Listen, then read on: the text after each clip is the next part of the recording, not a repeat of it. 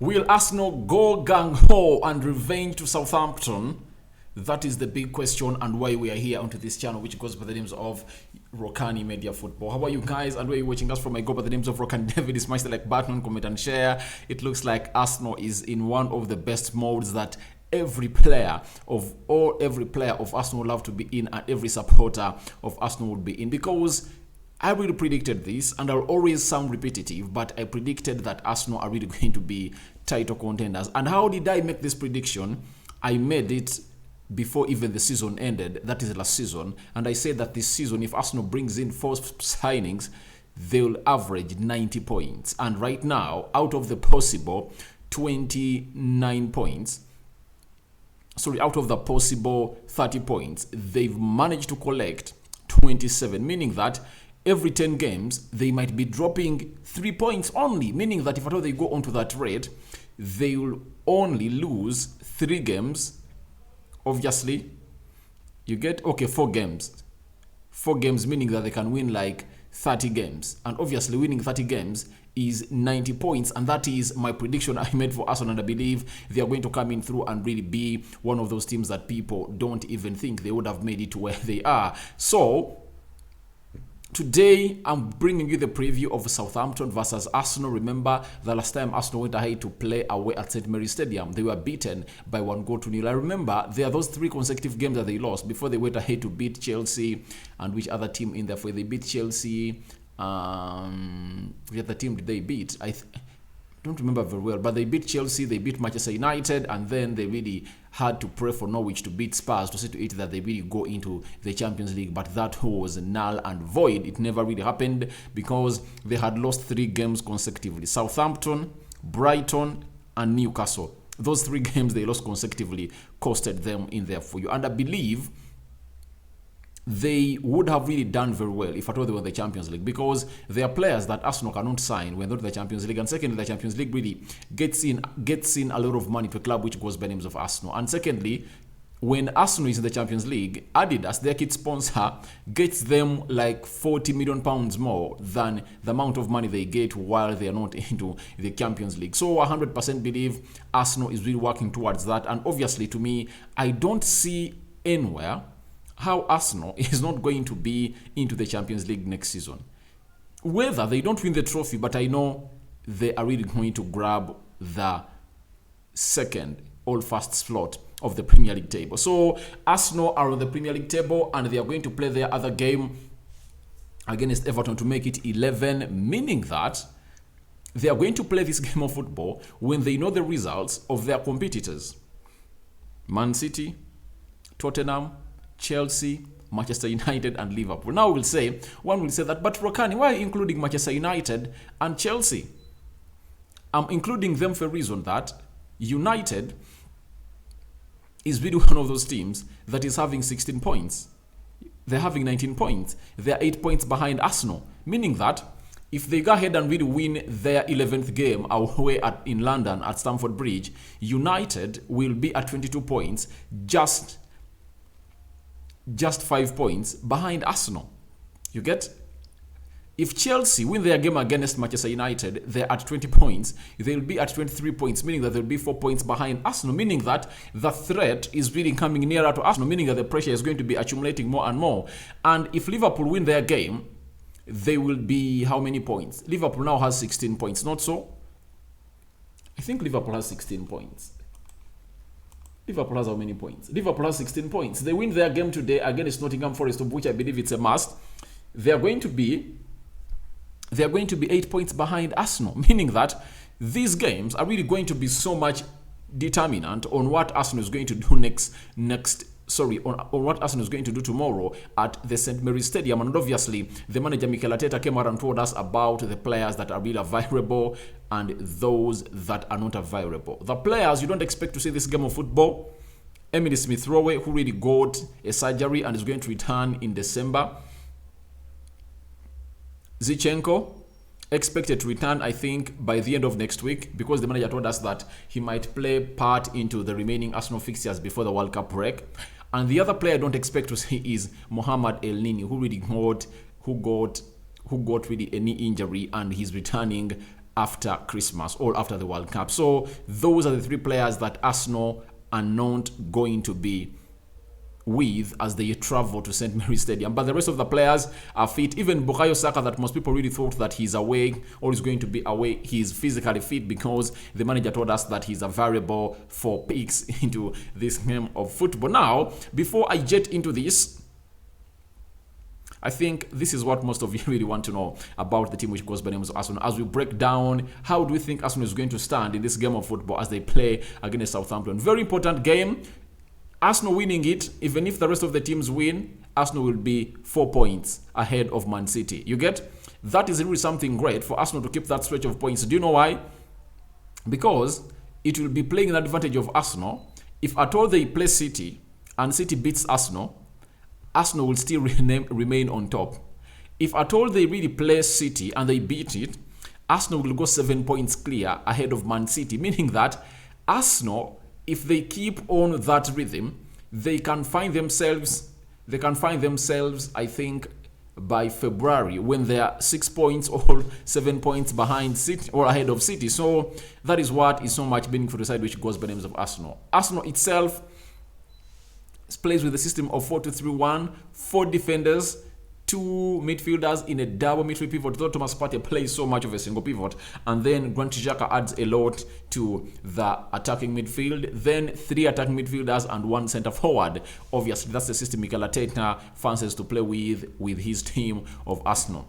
Obviously, in goal, I think Aaron Ramsdale returns amidst Matt Turner showing some good brilliance here into the game of PSV, but no, obviously, guess who starts into the games of football as far as the Premier League is concerned? It's Aaron Ramsdale. I believe Arsenal next season in the Champions League, they are going to start with Aaron Ramsdale, come what may, and this man who goes by names of Matt Turner will have to play in the FA Cup and Carabao Cup. So I believe that is Aaron Ramsdale for you. Very good goalkeeper and obviously proven beyond a reasonable doubt in this shirt of Arsenal. And he has gone ahead to do the needful. Now, onto the right back, we really have a lot of a big discussion in there for you.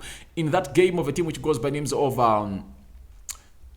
PSV that Arsenal won by 1-0. Tomiyasu played as a right back and Ben White was rested. And Tomiyasu really played very well because he recorded even an assist. Now, if I told you manager of Arsenal, Mikel Arteta, of the two, who do you go with? Do you go with do you go with Tomiyasu or do you go with Ben White? I believe I go with this man. And I believe it's going to be Ben White tomorrow playing into the right back position of a side which goes by names of Arsenal because he has been consistent. And obviously, the manager likes him, and there is no way you'll go on and really bench a player who you bought £50 million, and he's really good and quality, especially onto that right back of Arsenal. And obviously, I believe he's going to go ahead and really play that side. Now, let's go on the left back. The left back is really so much interesting because everyone will be asking himself, who is Mikel Arteta going to bring to play as the left back? Obviously, in the game of PSV, it's Kieran Tierney who played as the left back for Arsenal. In the game of in the game of PSV, it's Kieran Tierney who played as a left back for Arsenal. And in the game of Leeds, where Arsenal really won by 1-0, Tomiyasu played as a left back. And when you look at how Southampton plays, you really know how attack-minded they are. And obviously, Arsenal might really face it rough, and the manager has to go strong onto that left side of the fullback, because a team which goes by the names of Southampton plays there with a man who goes by the names of Erionossi in there for you, and Kyle Walker-Peters. Though there is a story that Kyle Walker-Peters is not going to make it to this game, but obviously you would expect a lot of activity coming in from the right side, meaning that you need to put in a player who is really strong defensively and can really go ahead and really defend the team. And obviously, that leaves us in a dilemma. We are baffled between Kieran Tierney and Tomiyasu. But for me, I believe this guy adds more to the club. And I wish Mikel Arteta is going to go with him.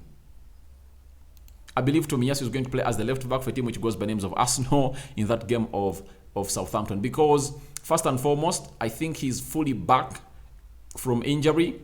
And you have to play Kieran Tierney sparingly because you are having two left backs you're having only one left back fully fit, that is Kentieni. And obviously, Zinchenko is on his way back. And if at all you're only having one full back, one left back, and a player who goes by Tomiyasu can go on and really act like one, though he's right-footed after pocketing Mohamed Salah and the likes of Cody Gakpo, you expect the manager to go on and trust him to go on and play that position, because Kentieni has to be played sparingly because he's an injury-prone player, and I believe he'll go on to play away in PSV as Arsenal plays them in the UEFA Europa League. Now, in the central defense, I believe Saliba is returning. Remember, he never played in the midweek. Obviously, he's returning in there for you alongside Gabriel Magalhaes, a man who has put pen to paper on a new contract that is going to see him stay at Arsenal until 2027, meaning that for the next 5 years, Arsenal are safe with their player who goes by the names of Gabriel Magalhaes. That central defensive partnership is one of the best.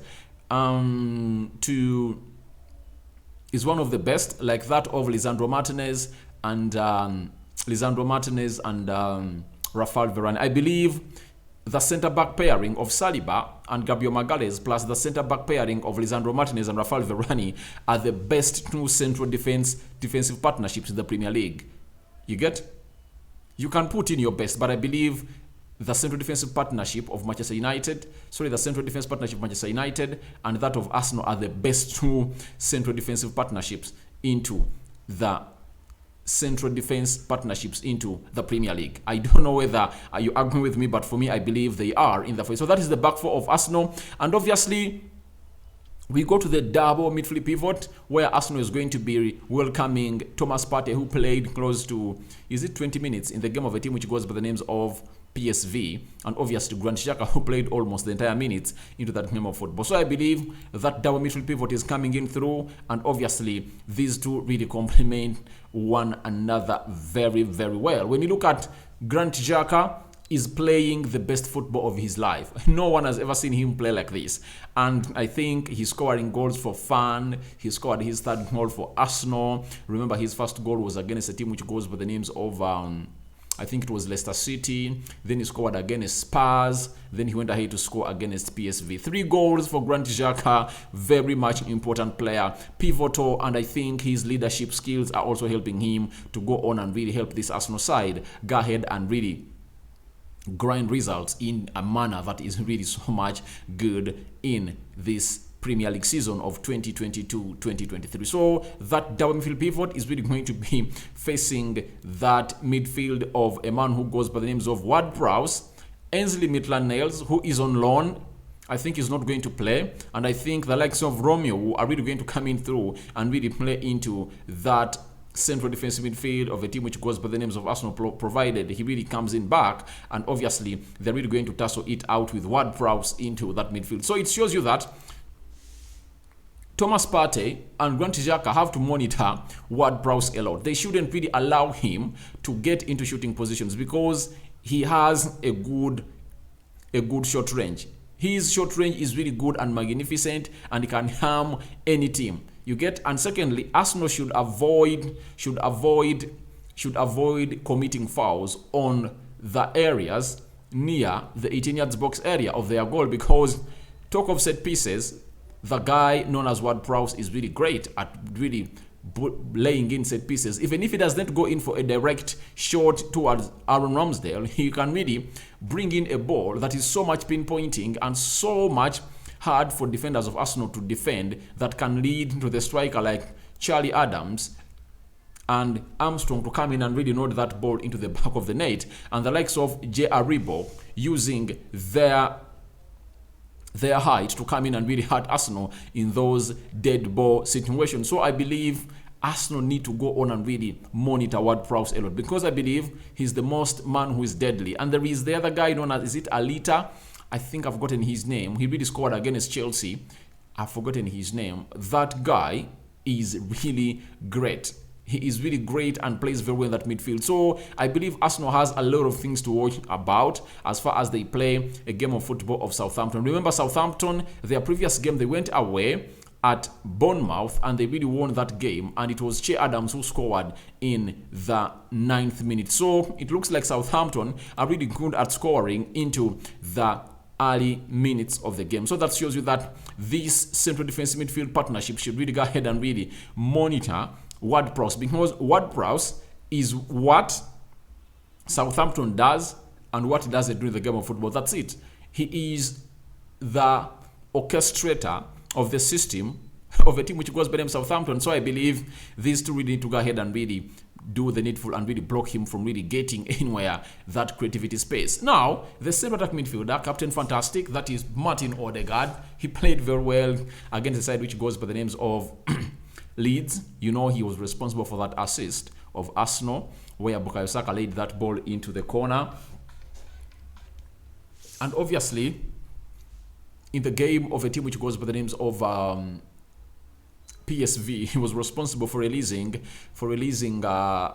Tomiyasu to dink that ball, all square that ball into the 18 yards box area of PSV, and Granit Xhaka went in for a shot that really went back with them to make it 1-0 for side which goes by names of Arsenal. So it shows you how important Martin Odegaard is for this Arsenal side. And by the way, you know, this game of football is really so much dependent on goals and assists, but there are players like Martin Odegaard who appear so much in the build-up of the game and really create lots of second or third assists, and people don't really give him the necessary shout out. I believe he's one of those players that Arsenal should really want to keep every time, and is a revelation. And Real Madrid is down there asking ourselves, how did we sell this player at £30 million to side which goes by names of Arsenal only? Because ask me now about who do you think can come in and really play that Luka Modric role very well. It's Martin Odegaard. I think Martin Odegaard can offer you exactly what Luka Modric is offering to you at Real Madrid. But obviously Madrid made that decision and they have to go in and really spend in huge to bring in another player to do that job. But let's wait and see how Odegaard is going to go on and future into this game of football. But I believe Madrid might come in for him later, but I think it's going to be hard because Arsenal has given him the best of the way of play, because it will be very hard for him to go back to Real Madrid because they never put in a buyback clause, because you saw Real Madrid selling players to different teams and putting in buyback clauses. And I believe there is a left back that was going to Manchester United and went to Spurs because Manchester United never wanted to be treated like an amateurish club or a small club. A big club cannot buy a team and put there a buyback clause. That means the other club is really schooling you and really showing you that you are nowhere near their quality. So Odegaard to start into the central attack midfield area. People will ask about Fabio Vieira. I believe Fabio Vieira really needs to work on his physicality to come in and really start to compete in the Premier League a lot, because he's good, talented, but his physicality is really lacking, and I believe he does a lot of gym work to go on and really sit it that really gets himself to that level, to those levels of playing in the Premier League. Then Bukayo Saka, I believe he's starting because the manager told us that he's really fit. He had a knock and was taken off in the 70th minute after Arsenal scored that goal against a team which goes by names of PSV, and the 20 minutes were not played by Tomiyasu, but by Bukayo Saka. Mikel Arteta told us that the guy is fit and is expected to be part of that Arsenal squad to travel to Southampton, though it remains in the hands of the manager whether to start him or not. But according to how important this game of football is, you have to play Bukayo Saka, because I think Arsenal is left with how many games? Is it 6 games? I think when you look at Arsenal, they are left with Arsenal is left with how many games to the World Cup? They are playing Southampton. I'm counting the Premier League games only. They're playing Nottingham Forest. They are playing Chelsea, and they are playing Wolverhampton Wanderers. 1, 2, 3, 4. There are 5 games before they head to the World Cup, meaning that those 5 games, if Arsenal manages to go ahead and really get maximum points out of them, because the hardest game is Chelsea, then they will go to the World Cup break when they are really on top of the table. And from the top of the table, what will Arsenal do? They'll come out in December. Arsenal will play on the 26th of December. Arsenal will be playing 26th of December.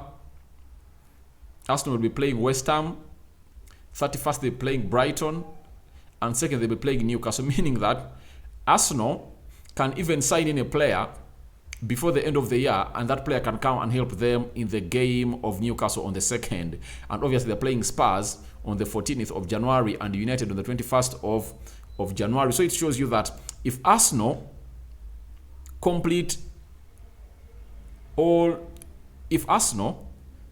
goes into the World Cup broke on the top of the table, they can find themselves on top of the table again at the beginning of the year, that is 2023, and obviously they can reinforce and bring in more people to come in and really do the needful. So I think Bukayo Saka is going to be played left, right and center in these games because he's one of the most important players for Arsenal. Then Martinelli Gabriel obviously is going to play onto the left attacking side of the midfield. He was a little bit under the weather in the game of PSV. He played only like 10-15 minutes, but the manager now has told us that he's fully fit and I know he's going to start, but he really deserved this rest because he has been playing a lot of football recently. Then Gabriel Jesus leading the line for me, for a side which goes by names of Arsenal, and I believe he's really one of those that everyone really wants to go on and really play into that game of Arsenal. So that is how Arsenal is going to stand according to me. I know you might be having your additions, all eliminations, so you can tell me who do you think should start and who do you think shouldn't start, but I believe that is the lineup that Mikel Arteta is going to go on for to face a side which goes by names of Arsenal. Smash the like button, comment and share. If at all you're watching us for the very first time, lower right bottom corner and smash the subscription button. That will enable you get notified each and every time I upload a video onto this channel. Now allow me do this because there is something coming in from the BBC.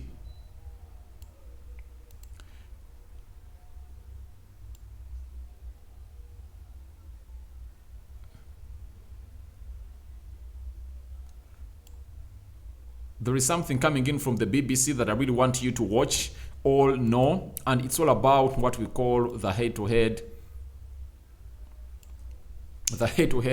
between Arsenal and a team which goes by the names of not PSV, between Arsenal and Southampton. Now, they are telling us that Southampton and Arsenal have played 46 Premier League games in between themselves. Southampton have won 8 and Arsenal have won 25, meaning that Arsenal are really having a pedigree over this game and they're really ahead of a team which goes by names of Southampton. But 46 goals scored by Southampton, 85 goals scored by Arsenal, 8 clean sheets kept by Southampton and 18 clean sheets kept by a team which goes by names of Arsenal. But we will all remember and keep in mind that the last time Arsenal went to a side which goes by the names of St. Mary's Stadium, Arsenal was battered by 1-0, and obviously Southampton looks to be a very hard side to visit because a team which goes by the names of Newcastle,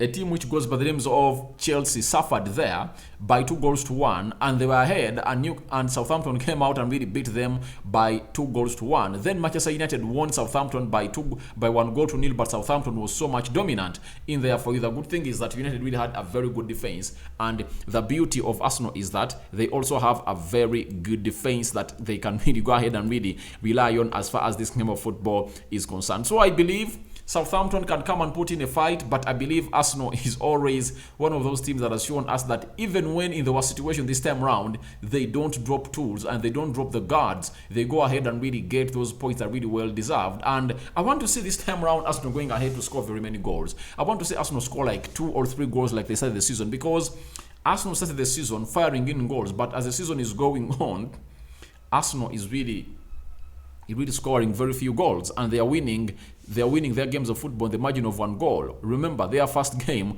they beat Crystal Palace by 2-0. They went ahead to beat Leicester City by 4-2. They beat Crystal Palace. They beat Bournemouth 3-0. They beat Fulham 2-1, Aston Villa 2-1. And that game of Manchester United, they were beaten 3-1. They came back and beat Brentford by 3-0. You remember that very well. Then after they hosted Tottenham Hotspur and they beat Spurs by 3-1. Then after that game of football, they hosted Liverpool, won that game 3-2 with the margin of 1 goal. And ever since then, Arsenal has not gone ahead to score more than 1 goal in a Premier League game. Remember, they won against Leeds by 1-0. So I believe that Arsenal is really going to go ahead and really show us whether they can go ahead and really stretch loud and really get in those points as they are well deserved. So guys, thank you very much for watching in. My prediction is 1-0 or 2-1 Arsenal. I see an Arsenal win written all over this game of football, but it's not going to be an easy one. But you know, the game situation can change. VAR can come in and really make a stupid decision, and you might find Arsenal losing or Southampton losing badly. So I believe VAR should really go ahead and really take a very good notice of this game of football, because Arsenal is a bit of a very sensitive team. Being on top of the table, everyone is eyeing them. These players are so much on pressure. The self-belief in these players is so much high. But the referees can torment their game of football. You know that very well. So, guys, thank you very much for watching. Your predictions are welcome in the comment section below. Tell me, who do you think Mikel Arteta should start and who shouldn't start? Into your opinion, comment section below. And I'll be able to react to them and really come out and really react to them in here onto the channel, which goes by the names of Rokani Media Football. Right now, the game of Liverpool versus Nottingham is going to start. Expect that reaction after that game of football because I'm going to be watching it live here onto the channel, Rokani Media Football. I hand you over to you, my Lord. May Him protect you abundantly and give you the best that you guys deserve in the mighty name of Jesus Christ. And for now, I'm out. Let's go and watch that game of Liverpool versus Nottingham. And remember, Manchester United is playing Chelsea, Man City is playing Brighton, and Tottenham Hotspur is playing Newcastle. Obviously, Arsenal fans will be there watching every game and knowing the result in there for you because they know what it means when Liverpool, Manchester United, Man City and Chelsea are behind you and they are toe-to-toe, all on tire with you as this title race is really going on. I'm out. Bye-bye.